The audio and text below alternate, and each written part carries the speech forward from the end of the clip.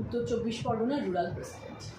মর্মান্তিক ঘটনা মানুষের হৃদয়কে আবার চারা দিয়েছে বারুইপুর ঘটনা নিয়ে। এই যে নারী সুরক্ষা, বিজেপি এসে বলেছিল নারী সুরক্ষা তাদের অধীনস্থ জিনিস থাকবে, বা গেল, কি বলবে আজকে?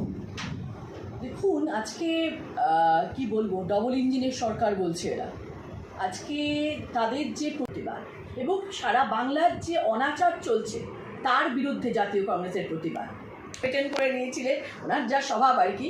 তো আজকে জাতীয় কংগ্রেস এই সিদ্ধান্ত নিয়েছে যে আমরা শহীদ তর্পণ করতে 21 তারিখ যাব, মানুষের অধিকার চাইতে।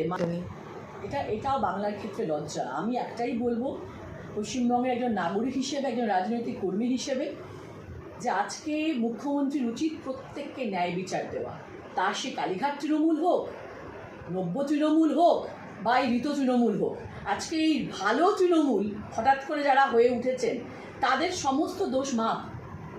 তাদের সম্পত্তি বাঁচানোর জন্য, তাদের টাকা বাঁচানোর জন্য, কেচ্ছা আটকানোর জন্য তারা চলে গেলেন ভালো তৃণমূলের দলে। তো মুখ্যমন্ত্রী, আপনাকে বলবো যে বিচার যদি করতে হয় শুধু কালীঘাট তৃণমূলের নয়, আপনার যে তৃণমূলকে আপনি বানিয়েছেন এই ঋত তৃণমূল, তারও বিচার দাবি করে পশ্চিমবাংলার মানুষ। টেন্ডারিং মেশিনে গিয়ে সে সুন্দর করে নতুন করে চলে এসছে বলে তাকে কি ছেড়ে দেবে? একদমই আপনি প্রশ্নের মধ্যে উত্তর দিয়ে দিলেন। আপনারা তো দেখছেন আজকে সারা বাংলায় কি চলছে। ওই যে বললাম যে এই যে ঋত তৃণমূল, যা এই মুখ্যমন্ত্রীর সৃষ্টি, তাদের বিচারটা আগে করুন। বাংলার মানুষ দেখুন, ইতিহাস ফিরে ফিরে আসে। আমার মনে হয় সেই দিনটা আর বেশি দূরে নয় যখন পশ্চিমবাংলার মানুষ, তারা কিন্তু সংস্কৃতি মনস্ক মানুষ, তারা কিন্তু রাজনৈতিক সচেতন মানুষ।